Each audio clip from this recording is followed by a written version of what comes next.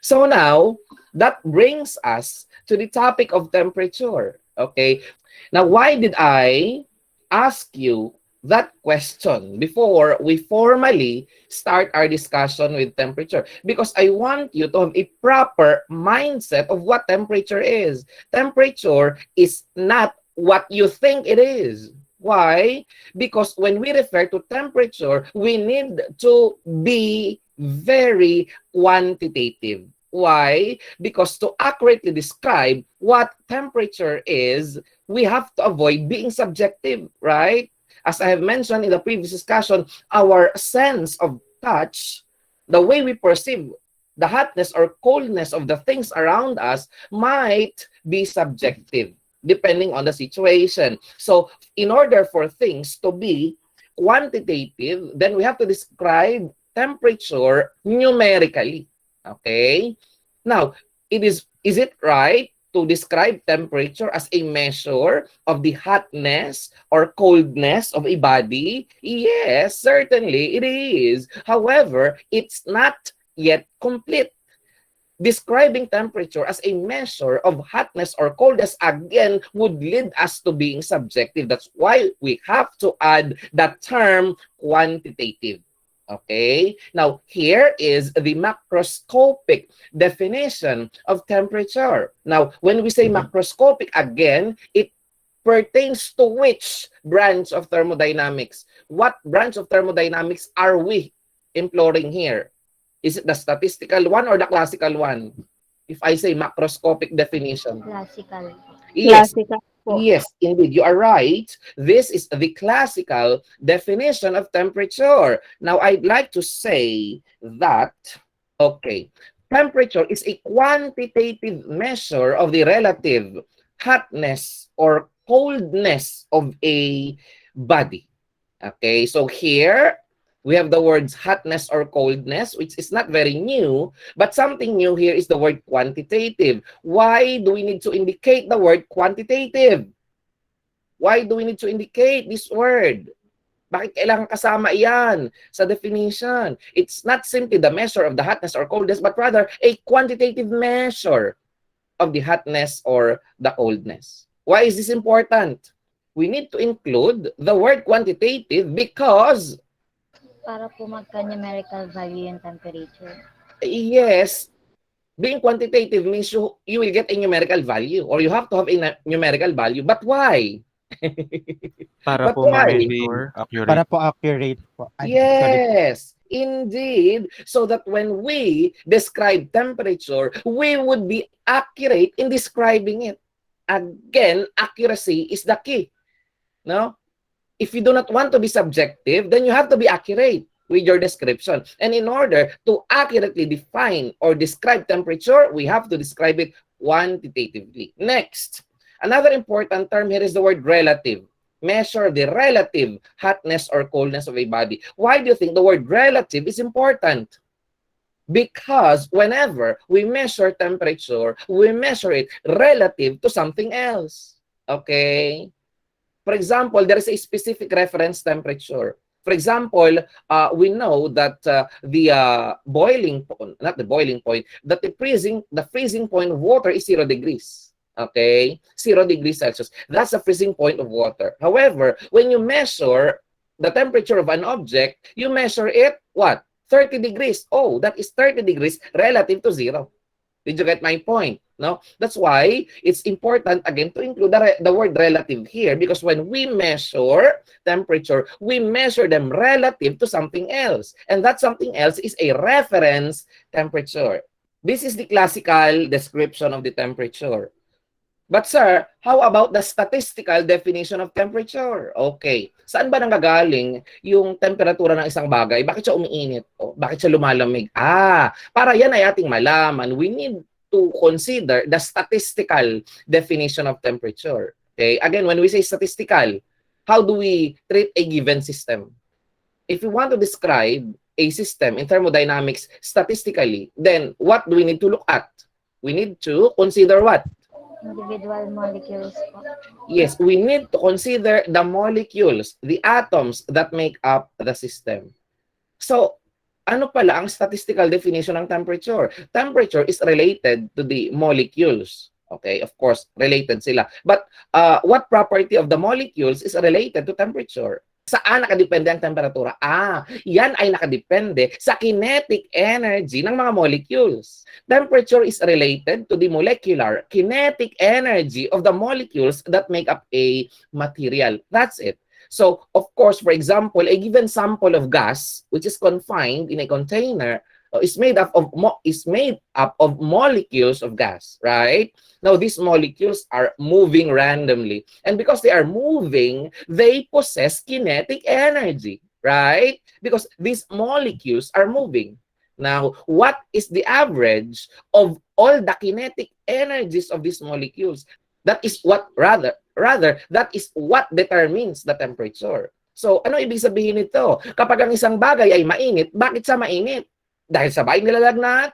No. Kaya sa mainit, kasi yung mga molecules na bumubuo sa kanya ay mataas ang kinetic energy. Nakakaintindihan po ba tayo? So again, what determines the temperature of a body? That temperature depends on what? It depends on what? Patay na. Kinetic energy of the molecules. Yes, not the kinetic energy of the object itself, but rather the kinetic energy of the molecules that constitute the system. Is that clear? Maliwanag ba yan? Hello? Yes po. Yes. Now, how do we measure temperature? Paano ba natin mame-measure ang temperatura? Paano natin yan mini-measure? Tinititigan, hinihipo. How do we measure temperature such a way that we can get a quantitative value or a numerical value? How do we measure Measuring temperature? devices. Yes, we make use of a measuring device, and specifically, how do we call this measuring device that measures temperature? We call it a Thermometer po. Yes, indeed. We call it a thermometer. Okay? So, what is a thermometer? A thermometer is a device that measures the temperature of a body. Now, are you familiar with different types of thermometer? Can you give me an example of a thermometer? Or yung Yes. mercury po. Mercury thermometers. The mercury thermometer, with which we are most familiar with, no? Of course, kapag ikaw ay nilalagnat, anong ginagawa ng iyong mami nung ikaw ay bata pa? Nilalagyan kanya ng mercury thermometer sa iyong kilikili. Right? Yes. It's a mercury thermometer. Pero ngayon, hindi na masyadong uso ang mercury thermometer. Why? Because it has been replaced by digital thermometers. Now, some are even infrared thermometers which do not require a physical contact.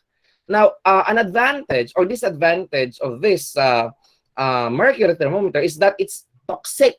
No? Parang yan, yung iba mong kaibigan na gusto mo nang i-unfriend. Bakit? Kasi sila ay toxic.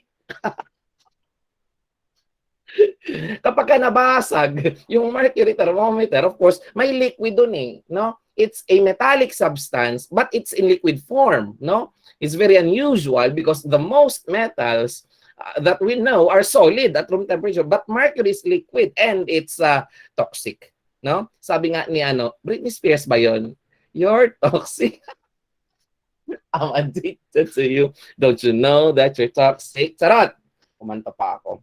Anyway, these are some of them. No? This is a familiar mercury thermometer. This one is a thermometer, but this time it's a digital one. No? It has a sensor that converts the temperature into numerical values. And dahil nagkaroon ng COVID, hindi na uso yung mga yan. Ang uso na yung mukhang baril. Anong tawag sa garneng thermometer? Anong tawag dyan? Thermoscanner po ata. Infrared po. It's actually a thermal scanner. No, but more specifically, it's an infrared thermometer. Okay? It's an infrared thermometer. Now, these two thermometers require a physical contact.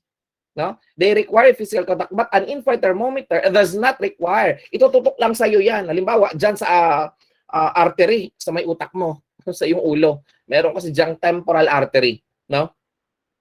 Tapos, mame-measure niya Okay? Yung temperature. Mamaya ko na i-discuss yan. No? Ito munang dalawa. No? Ito kasing dalawang ito ay ilalagay sa iyong kilikili ng nurse. Possibly sa iyong bibig. Right? No? Under your tongue. So that according to the nurse, the reading would be more accurate. Now, how long does it take in your armpits, in your underarm, before the nurse gets the reading? How long does it last or stay before the nurse gets the reading? Is it instantaneous that after placing, the nurse would get it again to read the measurement of the temperature? Couple of minutes po siguro. Yes, it takes several minutes before the nurse would come back and read the temperature measurement. Why is that necessary? Why is that necessary? For the temperature to be in contact with your body for a few minutes before the nurse gets the reading. Even if it's not your body, for example, I'd like to measure the temperature of a cup of water. No, I will place a thermometer there, for example, a mercury thermometer. No, after placing the thermometer, of course, I will have to let it stay there for a while, for several minutes before I get the reading. That's always the case. Why? Para po mas accurate. Para po mas accurate po yung magiging reading Okay. ng When you temperature. say para maging accurate, what do you mean? Hindi naman po kasi parang paglalagay po ng thermometer dun sa tubig ay diretsong lalabas na po yung yung reading po. Bakit? Kasi po yung heat transfer po dun mula dun sa water, dun po sa bakal na part ng thermometer po ay Actually, wala siyang bakal na part. may time. Yung dulo po, sir, hindi po ba bakal dun? It's actually glass. Alin ba? Ang thermometer na sinasabi ko yung mercury, ha? Yung Opo, mercury. yung dulong part po. The tip, no? This tip is actually made of glass. It looks like metallic because, of course, the chemical inside, the substance inside is metallic. No? The mercury is metallic, but it's enclosed in a glass container. Okay, so that's a glass actually. You're not directly in contact with the mercury. Okay, you continue. So, edi ano na lang po, sir, kung glass po yon, I think glass is a poor conductor of heat po. Kaya it takes time po. It will take time before what? Bago po ma-reach nung mercury yung bago po ma-reach yung certain reading po ng Okay. temperature. Okay. So, ibig mo sabihin, kapag halimbawa, yung mercury, nilagay ko sa aking kilikili, no, after 10 seconds, yung temperature na mame-measure ko doon ay hindi pa yung actual temperature ko. Ganun ba yun? Parang ganun po. Parang ganun. So, kinakailangan, patagalin ko pa ng kaunti. Tama ba? Yes po. Kailangan. Para ano nga? Kailangan patagalin natin ng kaunti para anong mangyari? Mas accurate po yung magiging reading ng Mas temperature. accurate. So meaning, kapag yun ay hindi masyadong matagal, posibleng mali or magka-error yung reading ko. Tama ba yan? Yes po. Kasi sabi mo para maging mas accurate eh. So kung hindi masyadong matagal, halimbawa a few seconds ko lang nilagay then kinuha ko na. So possibly hindi iyon accurate kasi may error. Tama ba yon? Yes! That is precisely true. So anong gusto nating ma-achieve? Kaya natin sa pinagtatagal, no? Yung sinasabi niyang term na accuracy, may gusto tayong ma-achieve dun eh. Thank you. Okay. Now, let me tell you the actual or the real score here. We want this thermometer to be in contact with the object whose temperature is being measured so that we can attain a certain condition which we call thermal equilibrium. Nagkakaintindihan po ba? So, when the thermometer is already in thermal equilibrium with your body, then its reading would be accurate. No, it will read, no, the reading in the thermometer would indicate the actual temperature of your body. Nakakaintindihan po ba? Ano yung gusto nating ma-establish? Ano yung gusto nating marating para maging accurate yung reading ng thermometer? Gusto nating magkaroon ng ano? Thermal Thermal equilibrium. equilibrium po. Yes, exactly. Now that brings us to the topic of thermal equilibrium. What do you think, based on that discussion, what do you think is thermal equilibrium? O sige, wag mo na yon, wag mo na yon. Baka mabigla kayo eh. Ganito. Halimbawa, yung kape, no? Yung kape ay kakaserve lang sa iyo. Ikaw ay nasa loob ng isang coffee shop, no? Anong temperatura ng kape? You don't actually know the temperature. But how do you describe the temperature of the coffee? Mainit. Mainit. So, hindi ka nag-order Depende. ng frap. I suppose you did not order a frap because it's hot. Kasi kung sinabi mong malamig, ay di frap yan, malamang. O ice blended. O kaya ay coffee over ice. Right? But if you say that the coffee is hot, then it's a hot beverage. No? And you put it, of course, in a table, what will happen to the coffee? Maubos? Pag tinitingnan mo? Lalamig po. Lalamig. Right? Bakit lalamig? Kasi yung heat po dun sa coffee or yung sabihin po natin dun sa coffee mug ay dissipate po papuntang sa environment or dun sa table po. Kasi po 'di ba parang may principle po ang heat na it travels to a colder place po. Totoo? Saan mo nalaman yun? Hula-hula lang po. Hula-hula lang. So, ganito yan. Kapag halimbawa, may malamig at may mainit, ano lagi ang nangyayari sa kanila? Kung may isang bagay na malamig, which is in thermal contact with another bagay na mainit, ano ang nangyayari sa kanila? Kapag yung kapeng mainit ay inilagay mo sa isang environment na malamig. Bakit malamig? Kasi yung surrounding air ay malamig kasi air condition yung room. Anong nangyayari? Laging nagkakaroon ng Laging nagkakaroon ng transfer of energy. That's correct. No? And the natural way of transferring energy is always, as he has stated, is always from a body that is hotter to colder. So ano mangyari? Parang yung katawan mo kanina na mainit, no? Ang mainit mong katawan, yung katawan mo mas mainit kumpara sa thermometer. No? So that means, yung katawan mo magta-transfer ng energy papunta sa thermometer hanggang sa silang dalawa ay magkaroon ng tinatawag na equilibrium. That is the same for that hot coffee, no? Placed on a table. No? Magta-transfer ng energy mula doon sa mainit na kape papunta sa kanyang surroundings. Okay? Hanggang sa silang dalawa ay magkaroon ng Magkaroon ng Thermal equilibrium. Oh, yes. Oh, yes. That's correct. That is correct. Hanggang ma-reach ang thermal equilibrium. So now, ano palang meron kapag nagkakaroon na ng thermal equilibrium? How can you describe an object which is in thermal equilibrium with its surroundings?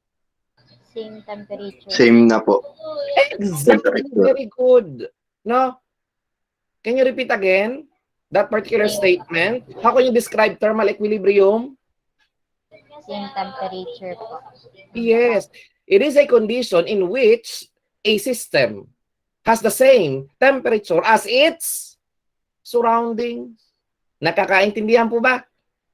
Hello? Yes po. Yes po. Yes.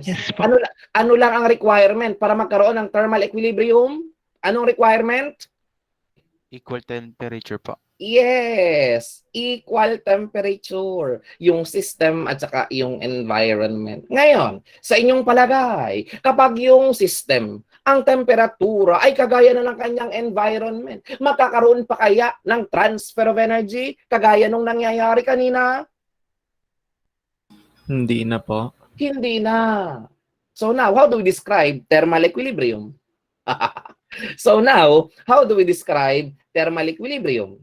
Thermal equilibrium is a condition in which the two objects would no longer exchange energy by means of heat or possibly by means of electromagnetic radiation if they were placed in thermal contact. Why? Why would the exchange of energy would cease? Bakit ito hihinto? Pag nagkaroon na ng thermal equilibrium.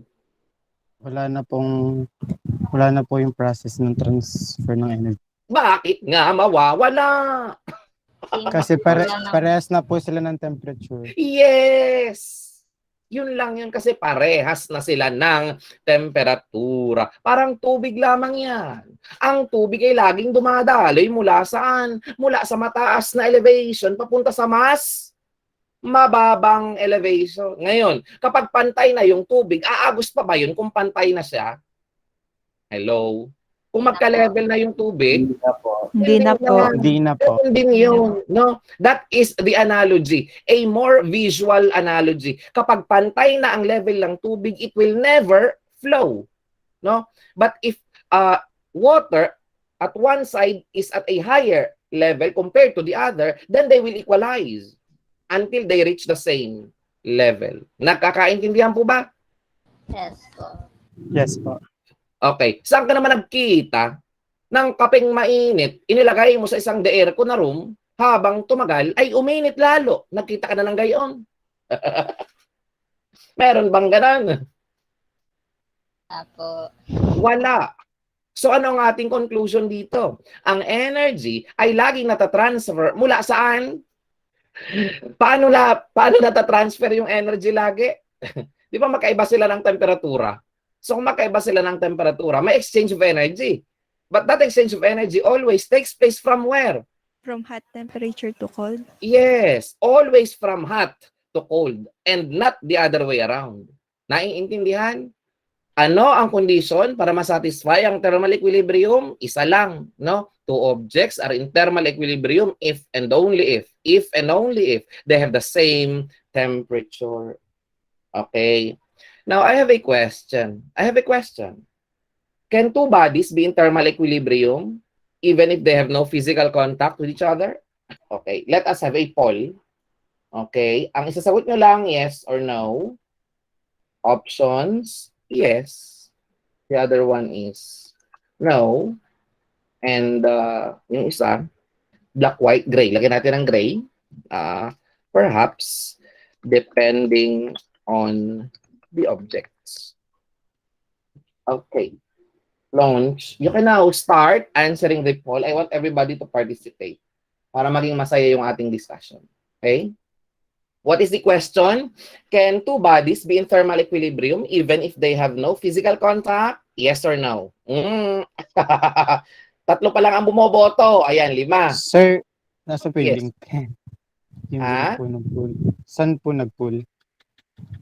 Sa Google Meet. Yung link po. Hindi mo kailangan ng link. It's built-in.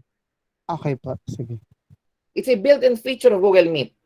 8 pa lang ang bumoto. Diyos niyo, anong ginagawa ninyo? Kayo ay 40 mahigit. Ave Maria. Okay. The poll has ended. Now, do you want to see the result of the poll? You want to see? Yes po. Okay. It appears that it's quite a tight battle between the yes and the no's. 17 of you voted yes, 14 voted no, and dalawa sabi nila perhaps, no, depending on the objects. Okay, do you want to know the answer? Yes po. Okay, ganito yan. Hindi kita sasagutin. Gusto ko kasing ikaw ang makarealize sa sagot. Ayoko ganun-ganun. Yung direkta sasabihin ang sagot. Ganito yan. Halimbawa, ako at ikaw, no? Nasa iisang room tayo. Pero tayo ay hindi magkadikit. No? Ang temperature ko ay 37. Posible ba ang temperature mo ay 37 degrees din? Posible ba yon? Hindi po. Hindi. po. Why not? Kasi po magkakaiba yung temperature ng body ng bawat tao. Eh, what if normal? Kasi Wala. po kasi po yung heat po ay yung temperature po ng body ay nakadepende dun sa wait. Yes po. Yes, posible. So if that is possible, what is the answer to the previous question in the poll? So if inside a room, there are two people who are not in physical contact with each other and they have the same temperature because they are inside the same room, no? Then what is the answer to my question in the poll?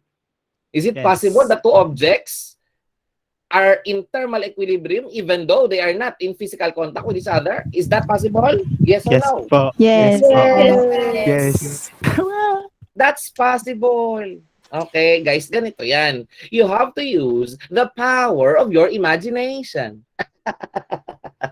When you're being asked tricky questions like this, situational questions, you have to use the power of your imagination. Imagine a real situation until you realize the correct answer. Okay?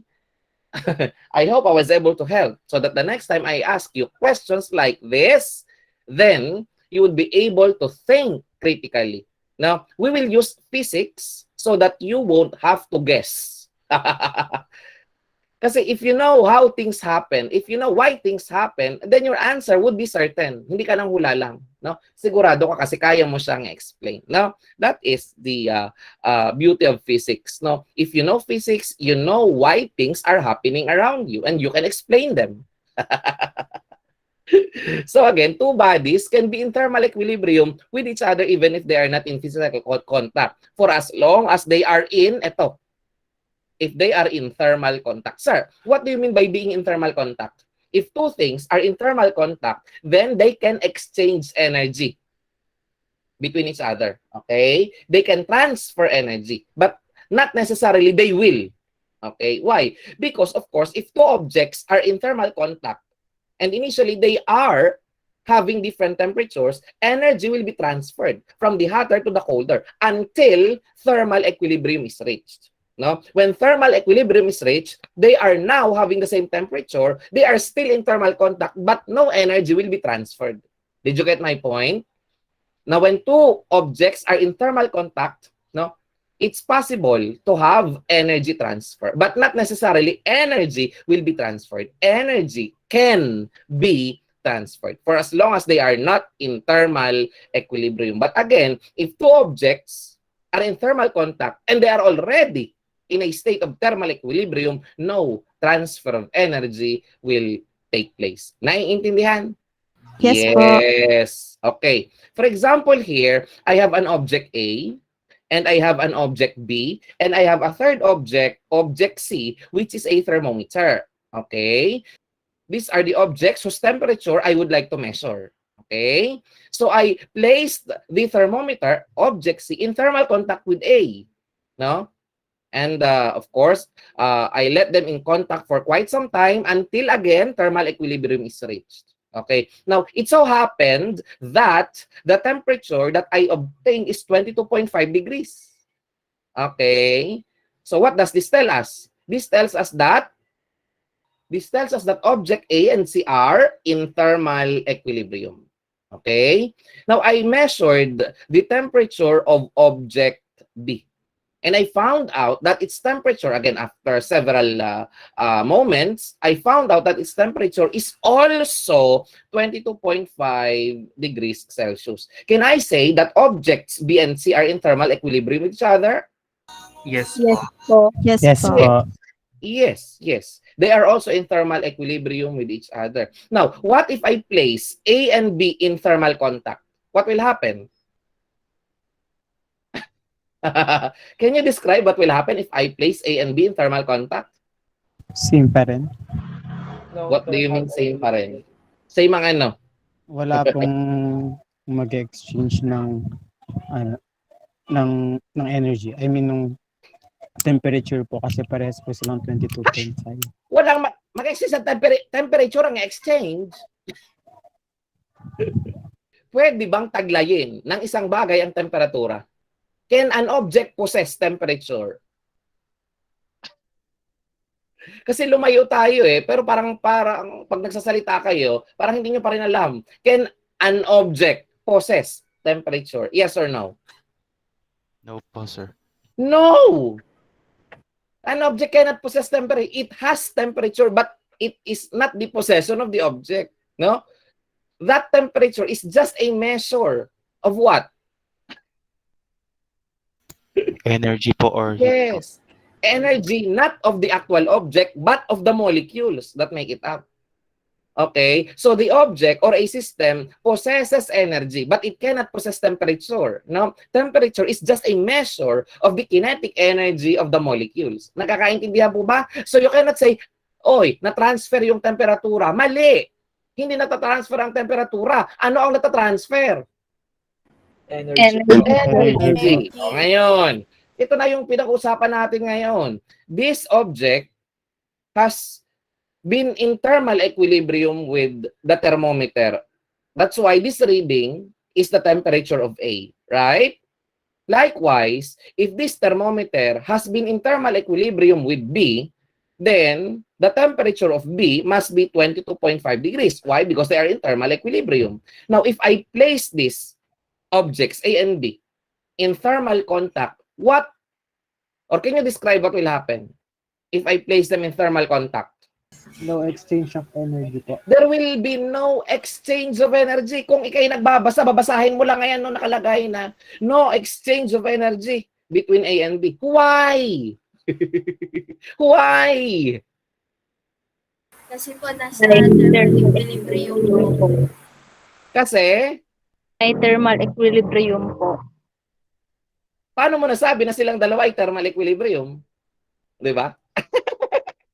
Paano mo nasabi? Sir, kasi po, equal po sila dun sa third body po, which is the thermometer. Okay, equal sila. Equal ang ano nila with the third body. Temperature po. Yes, exactly. Now, we're able to say that A and B are in thermal equilibrium with each other because both of them are in thermal equilibrium with C. Nakakaintindihan po ba? Okay. Who can now create a sentence or formulate a sentence summarizing this situation? Which tells us about thermal equilibrium. Considering we have three objects, can you now summarize what this image is trying to tell us? Can you summarize in one sentence? Who would like to try? Let us see. Huwag kayong matakot magsalita kasi pag yan ay tama, I will commend you. Kung yan ay mali, itatama natin. Itatama pag mali. Okay, go ahead, Sam. Sir, if sabihin na lang po natin if object A is in equilibrium po with object C po. I'd like to interrupt. What type of equilibrium are you referring to? There are many types of equilibrium. Thermal equilibrium. Yes. Okay, go ahead. Thermal Continue. equilibrium with object C po. Then, And? tapos si object C naman po is in thermal equilibrium with object, let's say letter B po. Yes. Then, we can say po na object A and object B are also in thermal equilibrium po. Very good. That's it.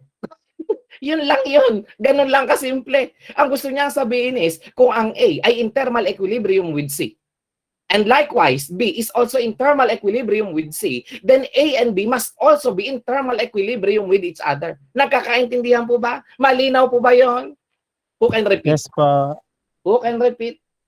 Yes, Simon. If object A is in thermal equilibrium with C and object B is in thermal equilibrium with also with C, therefore we can conclude that object A and C is in thermal equilibrium. Object A and C? Object A and B is in thermal equilibrium and there is no exchange of energy. Yes!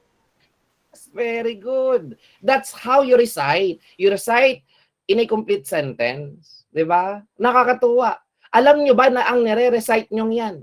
Who can still recite for the last time before I change my question? Go, Aaron.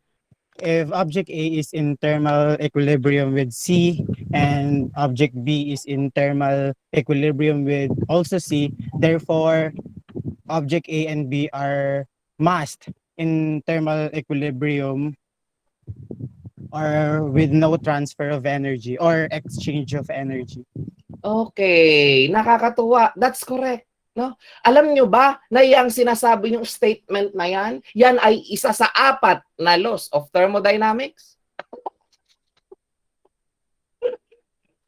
Yes.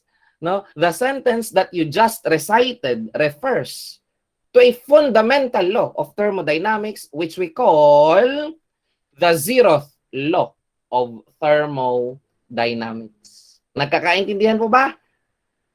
Okay. Can we recite once again the Zeroth Law of Thermodynamics without having to mention objects A, B, and C?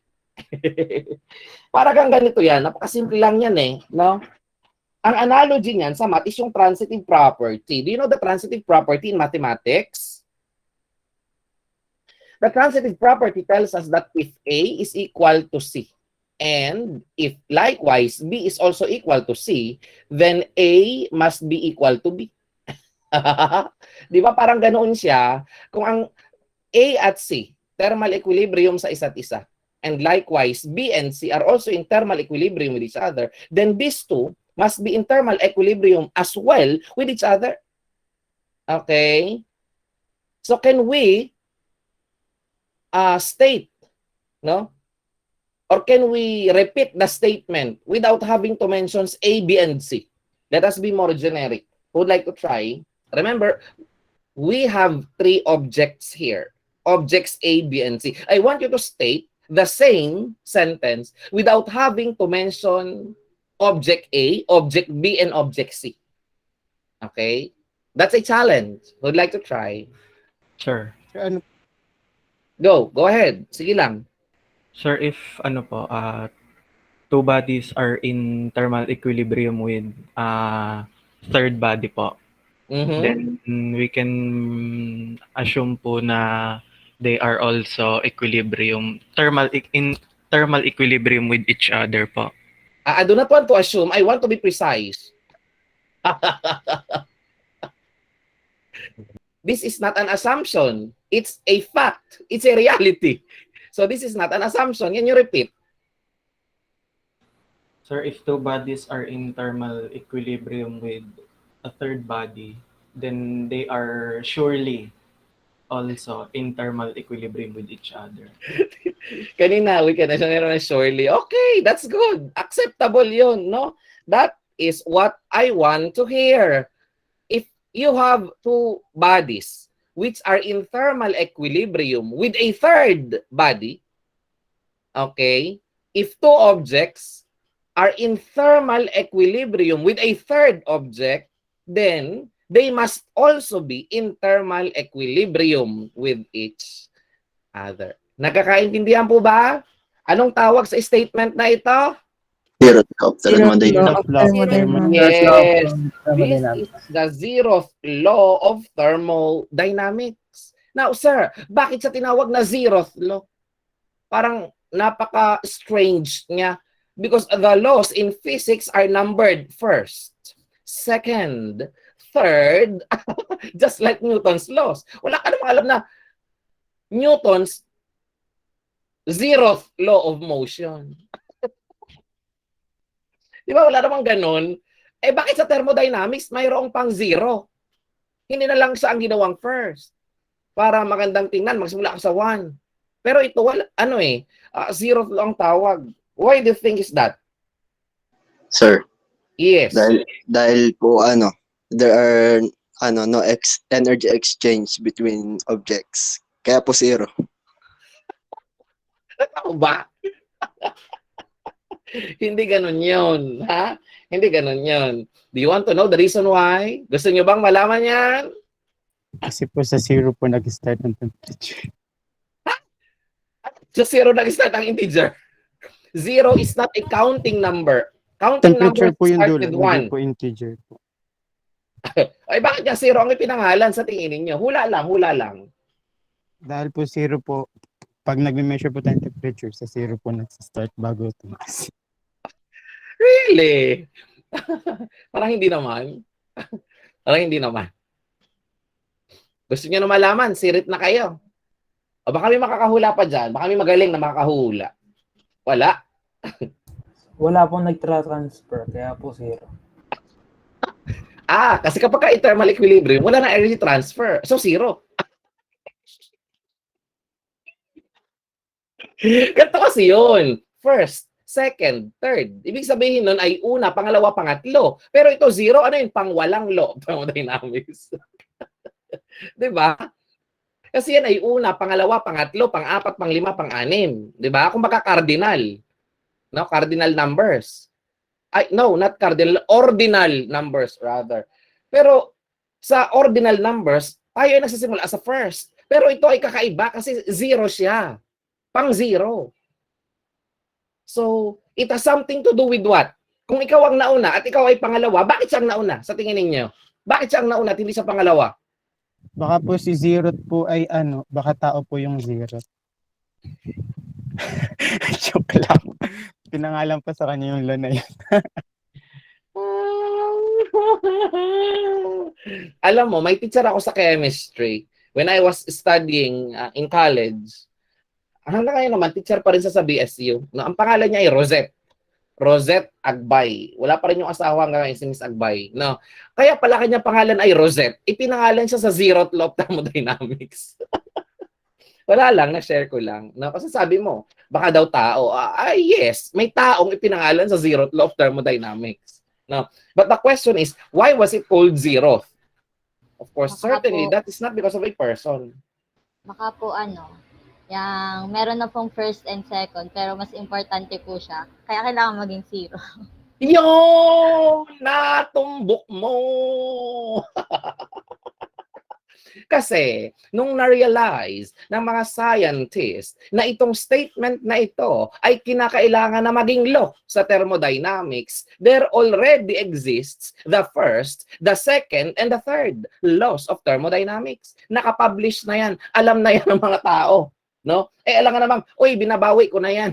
Yung first, gagawin ko ng second. At yung second, gagawin ko ng third. Kasi may bago tayong first. Ay, hindi na nagawa yun. Bakit? Kasi nga, nandun na. The first law has already been established. But the scientists think this law is even more fundamental than the first.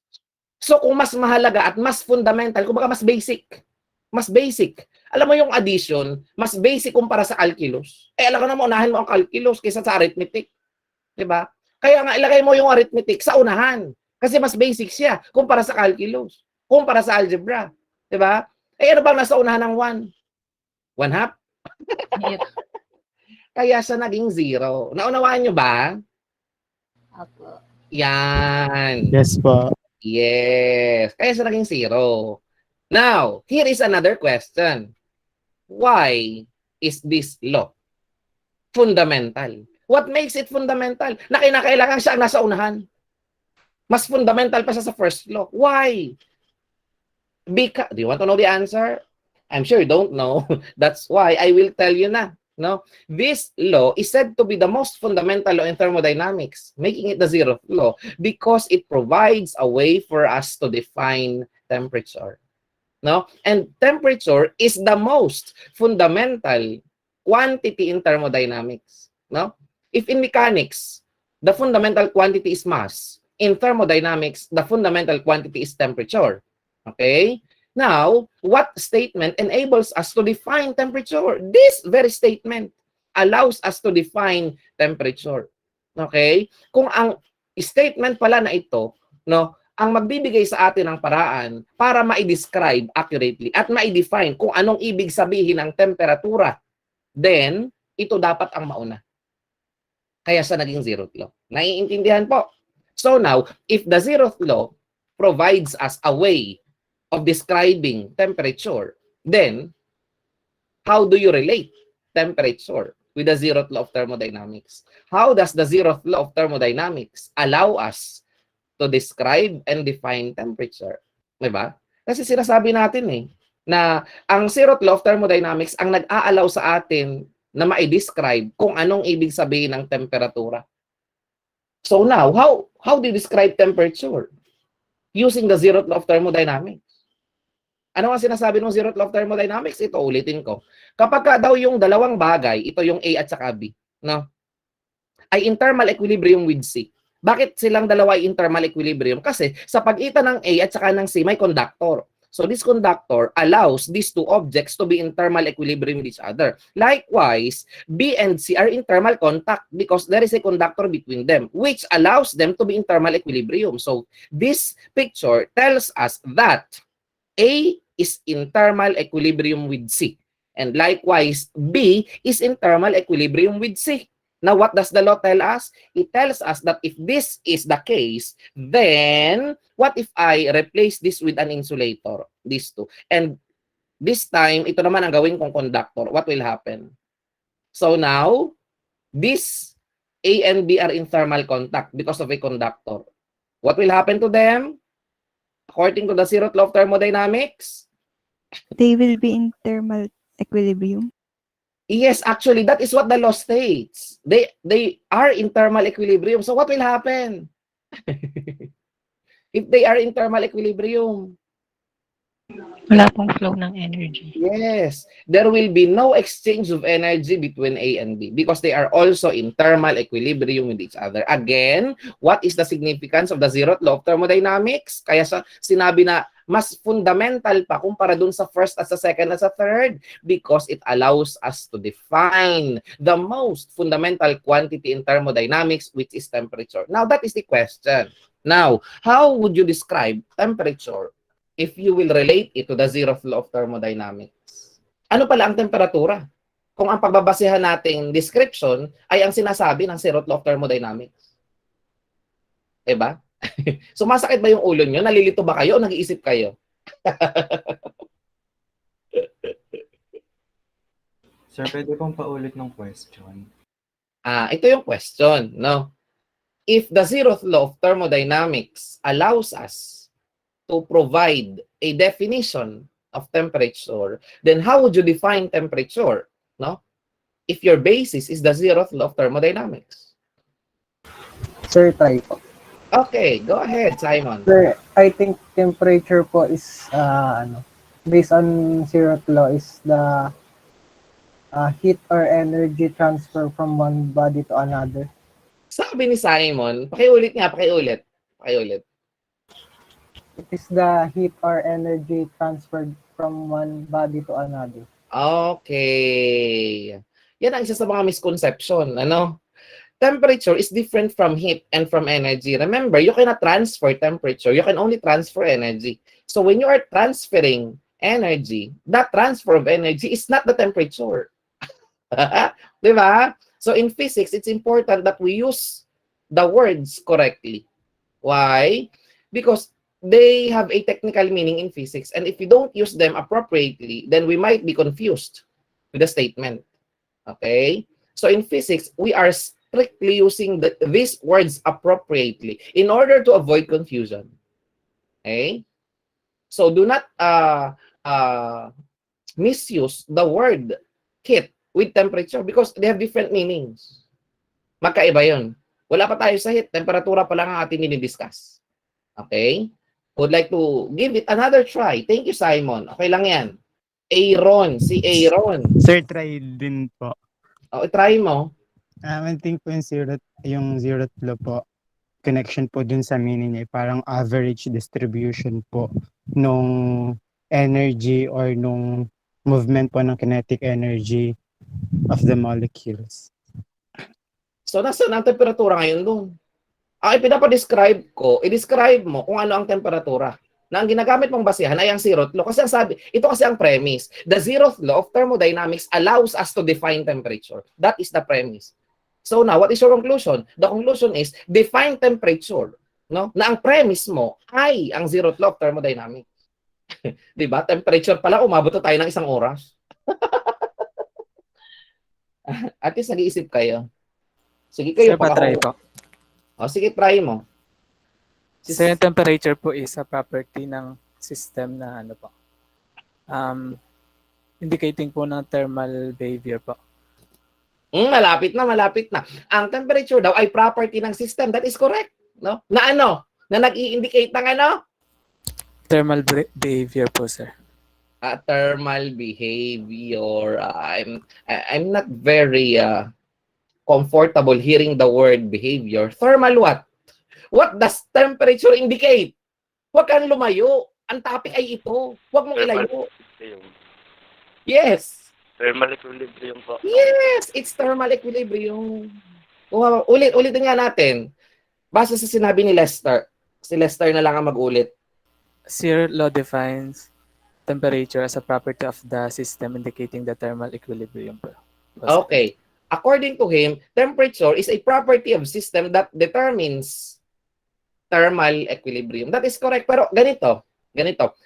Di tama yun, thermal equilibrium. Ano bang nangyayari kapag ang thermal equilibrium ay na-achieve? Ha? Wala na pong transfer ng energy. Yes. So, in effect, anong dinedetermine ng temperatura? So, in effect, ano pala ang dinedetermine ng temperatura? Transfer of energy. Yes. No, we describe temperature as that property of matter that determines whether or not energy will be transferred between the system and its surroundings. Yun lang yun. No? Bakit? Kasi sabi ng Zeroth Law of Thermodynamics, kung thermal equilibrium na sila, hindi na makakaroon ng transfer of energy. No? At kung thermal equilibrium na sila, nasa doon ang temperature. Equal ang temperature nila. Okay, so what is the only thing necessary for the transfer of energy, no, from the object and its surroundings? What is the only thing necessary? It is their difference. Yes, in the difference in temperature. So that's it, yung temperatura. No? Ano ang temperatura? Siya ang property o katangian ng isang bagay na magde-determine kung magkakaroon ng energy transfer o hindi. Nagkakaintindihan po ba? Who would like to repeat in English? How do you describe temperature relating to the Zeroth Law of Thermodynamics? Tanongin natin si Jersey. Jersey Manalo. Wearing jersey number 10. Shoyo Hinata. Charot. Hello po. Ano daw ang temperatura? Kung ang pagbabasihan natin ay ang Zeroth Law of Thermodynamics. Ano daw ang temperature? Ano po, temperature is the factor determining the thermal equilibrium po of objects involved in a system. Yes. Huwag na sabing factor, property siya eh, just like mass. No? Temperature is a property of an object na ano? No? That will determine whether energy will be transferred on that object or not. Okay? That's it. Now I have a question. Are you ready? Kung naiintindihan ninyo ang discussion, dapat masagot nyo ito ng tama. You put a thermometer in a pot of hot water and record the reading. What temperature have you recorded? You put a thermometer in a pot of hot water and record the reading. What temperature have you recorded? A, is it the temperature of the water? Letter B, is it the temperature of the thermometer? Letter C, is it the average temperature? Is it an equal average of the temperatures of the water and the thermometer? Or D, weighted average naman ng temperature ng water, ng thermometer, na ang emphasis daw ay sa temperature ng water. Or ganun din. Pero this time, ang emphasis ay temperature ng thermometer. Napakasimple ng tanong. Naglagay ka daw ng thermometer sa isang pot ng hot water. Ano daw temperature ang iyong na-measure? Kaninong temperatura yan? Sa tubig? Sa thermometer? Average? Weighted average pero lamang ang sa tubig, weighted average pero lamang yung sa thermometer. Again, I'd like to make a poll and here is the result of the poll. Makikita niyo na ang sagot kung sinong marami. 10 ang sabi, ang na-measure ko ay temperature ng tubig. Tapos 8 naman ang nagsabi na equal average yan. Average ng temperature ng tubig at saka ng thermometer. Yun namang pinakamarami. Ang boto ay D. Weighted average yan. Pero lamang yung temperature ng water. O, di ba? Sa tingin ninyo, ang majority kaya ang tumama? Gusto niyo na bang malaman kung anong sagot? Gusto niyong malaman? Yes pa. Yes po, sir. Yes po. Hindi ko sasabihin. Balikan natin yung thermometer kanina. Balikan natin, no? Anong sinabi ko sa inyo kanina nung nag-measure ka ng temperature, no? Kapag ikaw ay nagkaroon ng thermometer sa iyong kilikili, no? Ano ang na-measure mong temperature doon? Yun ay temperature ng Nung kaninong object po. temperature ng object, no? But actually, yung object, thermal equilibrium sa thermometer, 'di ba? So in effect, kanino talagang temperature ang na-measure? Hindi yun temperature ng object. It's not the temperature of the object. So A is wrong. Okay? It's actually the temperature of the thermometer. So nobody got the correct answer. Oh no. Bakit? No? Yun ay temperature ng thermometer. Nagkataon lamang yung tubig at saka yung thermometer ay in thermal equilibrium with each other. Kaya indirectly, no, parang nalaman mo na rin, no, through the thermometer, yung temperature ng water. Eh, di ibig sabihin pala niyan, sir, kapag ako ay nasa ospital at ako ay kinuhanan ng nurse ng temperatura, yung temperature na na-measure niya ay temperature ng thermometer? Yes! Kaya next time na may nurse na magsabi sa iyo, sabihin mo sa kanya, nurse, alam mo ba na ang temperature reading na iyan ay temperature ng thermometer? Sabihin niya sa iyo, sir, this is your temperature. Sabihin mo sa kanya, no, according to Zeroth Law of Thermodynamics, I am in thermal equilibrium with the thermometer. And what you measured is actually the temperature of the thermometer, which happens to be in thermal equilibrium with me. No? Pagka ganyan ang sinabi mo sa nurse, anong sasabihin ng nurse sa iyo? Sasabihin ng nurse sa iyo, sir, nilalagnat ka talaga, kaya ka nagkakaganyan. May rebat ka. Anong rebat mo? Sabihin mo, no, wala akong lagnat. Bobo ka lang talaga. Magalit yung nurse. Don't tell that to the nurse. But actually, that is what physics tells us. Okay? So, therefore, ano pala kahalagahan ng Zeroth Law of Thermodynamics? The Zeroth Law of Thermodynamics allows the nurse to measure your temperature through the thermometer. Nakakaintindihan? That's the bottom line. Okay? So, ibig sabihin, hindi niya pala talaga masyadong naintindihan yung Zeroth Law kasi walang tumama eh. Walang tumama. Let us have another question. Two objects with different sizes. Ayan. Dalawa daw object, magkaiba ang size, no? Magkaiba ang mass at magkaiba ang temperatura. They are placed in thermal contact. In which direction does the energy travel? Yung isang object mabigat, yung isa magaan, no? Magkaiba din ang kanilang size, yung isa malaki, yung isa maliit. At magkaiba rin ang kanilang temperatura. Yung isa malaki at yung isa yung isa mainit, yung isa malamig. Paano daw magta-travel yung energy pag siya ina-transfer? A. The energy travels from the larger to the smaller object. Mula sa malaki papunta sa maliit. Ganun daw magta-travel yung energy. Letter B. Energy travels from the object with more mass. Mula sa mabigat papunta sa magaan. No? Or letter C. Yung energy ay magta-travel mula doon sa mainit, kasi higher temperature, papunta sa malamig na lower temperature. Okay? Think about this question. What is your answer? I'd like to create a poll.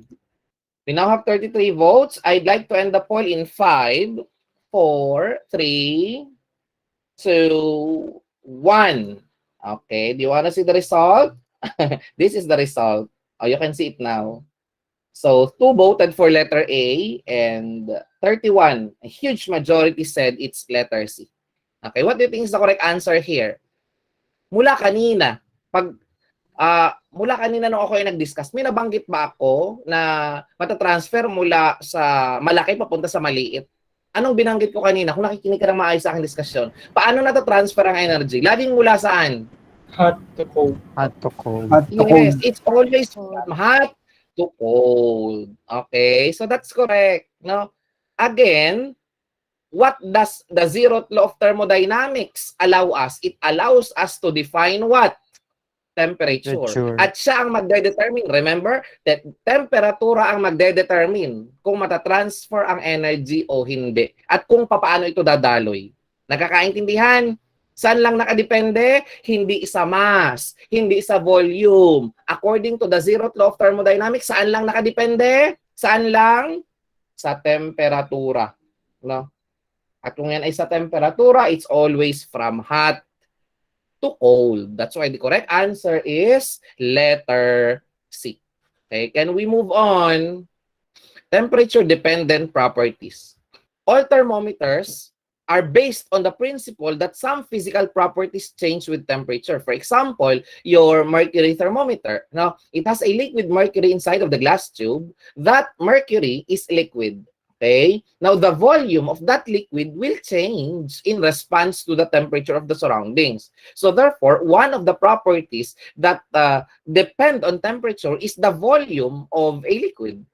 Just like in the case of a mercury thermometer or another one, have you seen a thermometer that hangs on the wall of offices in which there is a red liquid that indicates the temperature measurement? That is an alcohol thermometer. These two thermometers are examples, no, of those thermometers whose property being explored is the volume. That volume is related to the temperature. Okay? Next, the dimension of a solid. Why? Because the general rule is that when a solid material is heated, it expands, therefore its dimension changes, it increases. Its length increases and its volume also increases. Now we have the volume of a liquid, the dimension of a solid, but how about for gases? For gases, we consider the pressure of the gas. So, but we have to keep that the volume of the gas is maintained constant. Okay? So the pressure of a gas, which is held at a constant volume, depends on temperature. What do you think will happen? No? If I have a gas which is confined in a container having a fixed volume, if I hit the gas, what will happen to the pressure of the gas inside? Can you imagine what will happen to the pressure? If I increase the temperature, what will happen? Sasabog po. Bakit sasabog? Bakit sasabog? Anong mangyayari doon sa pressure ng gas kapag pinainit ko yung gas na hindi nagbabago ang volume? Tataas po. Tataas yung pressure. Diba? Now, balik na rin natin ito. Let us interchange these two. Now, let us keep this pressure constant. Now, if we hit the gas, what will happen to its volume? Ano kaya mangyayari dun sa volume ng gas kapag pinainit ko siya? Pero yung pressure ay hindi nagbabago. Para bagang lobo. No? Yung lobo, ilagay mo sa initan, anong mangyayari sa lobo? Sasabog po. Agad. Bakit siya sumabog? Lumaki po. Nag-expand po. Sobrang taas po ng temperature. Nag-expand siya actually. At pag yun ay nag-expand ng todo, syempre, posibleng mag-burst yung lobo. So the reason why siya ay nag-burst, ay nag-expand yung gas sa loob ng balloon. So naaapektuhan ba ng temperature ang volume ng gas? Naapektuhan po. Naaapektuhan. Paano naaapektuhan? Dahil yun nga po sinabi niyo po kanina, dahil po nainitan, din sa lobo po, dahil po nainitan siya, nag-expand po siya. Kaya po may epekto po yung temperature sa volume. Yes. How is the volume affected when the temperature increases? Nag-i-increase din po. Mag-i-increase din. No, mag-i-increase din yan. That's correct. No? Now, another property of matter that is affected by temperature is the resistance. No? For example, you have a wire or a conductor. The resistance of that conductor will vary with temperature. Okay? And because of these different properties, we have several types of thermometers. Naiintindihan po ba? Okay. Because of these several properties of matter which are temperature dependent, there are various types of thermometer. Naiintindihan? Okay, bakit? Kasi po, yung mga thermometer na iyan ay nakakapag-measure ng temperature base sa property na nabanggit natin kanina. No? You have to know the relationship, for example, no? You have to know the relationship between the pressure and the temperature so that if you know the pressure, you can determine the temperature. No? You have to know the relationship. Okay? So, dito ganoon din, no? We must know the relationship between the resistance of a conductor and the temperature so that when we measure a resistance, we will know the corresponding temperature. Okay. So here are some types of thermometers. Okay. Sa tingin niyo thermometer ba yan? Mukha ba yung thermometer? Mukha namang hindi eh. But in reality, this is a thermometer. No? This is called a bimetallic strip thermometer. Okay? So a bimetallic strip thermometer is made of two types of metals having different thermal properties. Okay? So this metal 1 and metal 2 have different thermal properties such that when they are heated, one metal will expand more than the other. Okay? So when these two metals, which are joined together, is heated, again, one metal will expand more than the other. And what will happen is that the shape will be deformed, and these metals is actually forming a spiral. No? They form a spiral. Ganyan ang itsura niyan doon sa iyong thermometer. One end here is fixed and the other is connected to a pointer. So this coil would move in response to temperature changes. And this pointer will indicate the temperature measurement. But we don't usually use this in our everyday lives. Why? Because this thermometer is for industrial purposes. Sa mga planta halimbawa, sa mga manufacturing companies. Another thermometer is the RTD. Ano yung RTD? RTD means resistance temperature detector. Okay? So these RTDs are usually called resistance thermometers. So as I have mentioned in the previous slide, the resistance of a conductor varies with temperature. But if we know the relationship between the resistance and the temperature, I can tell the temperature of the object if I know its resistance. Okay? Just like the bimetallic strip, this is used mainly for industrial purposes. Okay? That's why you are not familiar, perhaps, with this type of thermometer. However, this is more accurate than this one. No? This RTD is even more accurate than a bimetallic strip. Now, another, this one is more familiar, I think. Ito nabanggit ko na sa inyo kanina. No? Anong tawag dyan sa thermometer na yan na ginagamit ng guard sa SM pagpapasok ka? O kaya sa restaurant? Yan ay infrared thermometer. So how does this infrared thermometer detects the temperature? Okay. There is a theory that all bodies emit radiation. Okay? All bodies emit radiation. By virtue of its temperature. Okay? The higher the temperature, the more we emit radiation. Sir, question. What type of radiation do we emit by virtue of our temperature? Oh, that's a good question. The answer is infrared. No? That's why it's called an infrared thermometer. No? It measures the rate at which our bodies emit infrared. Sir, nakikita ko ba yung infrared na ini-emit natin? Hindi. Why? Because infrared is an invisible type of radiation, unlike visible light. No? But technically speaking, infrared is a form of light. No? It just so happens that it's invisible to our eyes because our eyes are not perceptive to this particular wavelength. Now, the higher the temperature of a body, the more we emit infrared. Now, if you try to look at yourself in front of an infrared camera, you will see that in the camera, you will see that you glow. No? That glow in your body is the infrared radiation that your body emits by virtue of your temperature. Okay, so again, the higher your temperature, the more emissive your body is. And that is what the thermometer measures. The rate at which your body emits infrared. The faster the rate, the higher the temperature. That is the reason why it does not require a physical contact. Why? Because when we emit radiation, that thermometer can detect the radiation even without physical contact.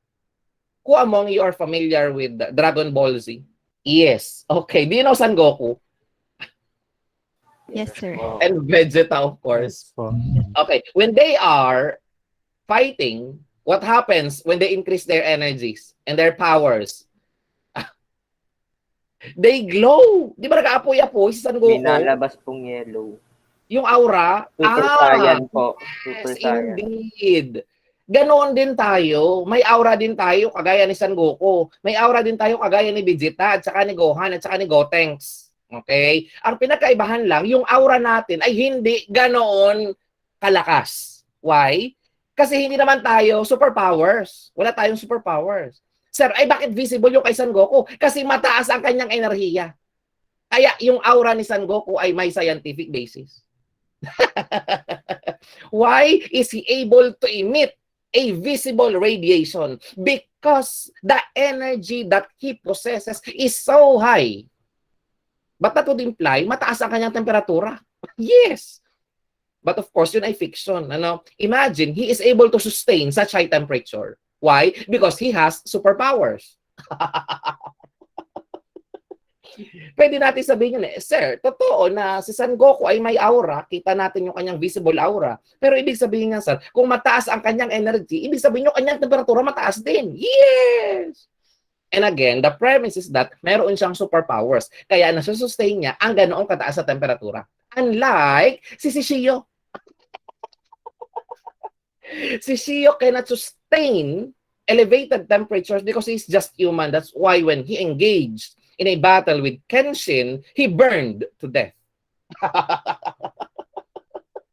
See how physics explains the things that are happening around us?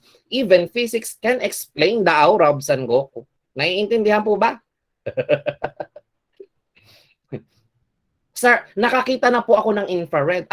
Kung ikaw ay nakakita na ng infrared, ikaw ay may sa ahas. Kasi ang mga ahas, ang kanilang mga mata may infrared receptor yan. No? That's why these snakes are able to catch their prey in the darkness of the night. Saan ka naman nakita ng ahas na may daladalang flashlight? O mga daga, lumabas kayo riyan, kakainin ko na kayo. Wala. But how are they able to see in the darkness of the night? Wala naman sila nalang flashlight. Because they can sense objects around them. Of course, yung living thing, yan ay mainit. No? Nag-i-emit siya. Kaya nagoglow. Ang daga sa paningin ng ahas, nagoglow yan.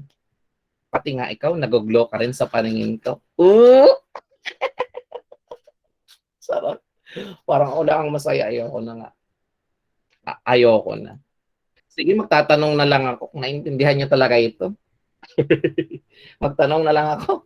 Which of the following types of thermometers have to be in thermal equilibrium with the object being measured in order to give accurate readings? A, B, C, D, or E? I'm gonna make a poll. I hope you make this right.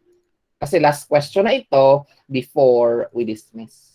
Alin daw dyan ang thermometer na hindi kinakailangan na magkaroon ng thermal equilibrium dun sa object na kailangan mong i-measure ang temperatura? A, B, C, D, or E?